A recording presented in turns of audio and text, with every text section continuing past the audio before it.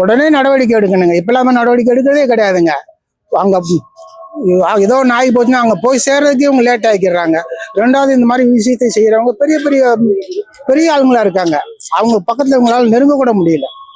அந்த மாதிரி இருக்கக்கூடாது. உடனே ஆக்ஷன் எடுக்கணும். அந்த பாதிக்கப்பட்ட பெண்ணுக்கு பாதுகாப்பு கொடுக்கணும். பெண்களுடைய இது அதிகமா இருக்குன்னு சொல்றாங்க. சாதாரணமா ஒவ்வொருத்தருக்கும் ஒவ்வொரு காவல் கொடுக்க முடியாது. சாதாரணமா இந்த இடத்துக்கே எடுத்துங்க, ஜோடி ஜோடியா வர்றாங்க, நேரங்காலம் இல்லாத வர்றாங்க. 8 மணி ஆனோடனே பூட்டிடுறாங்க, வெளியே போயிடுறாங்க. அதே பூட்டாத இடம் எத்தனை இருக்குது? அந்த இடங்கள்லாம் தனியா மாட்டினா என்னது? இப்ப யார் தப்புது? யார் தப்பு? அந்த மாதிரி சூழ்நிலை மாட்டிக்கிறது.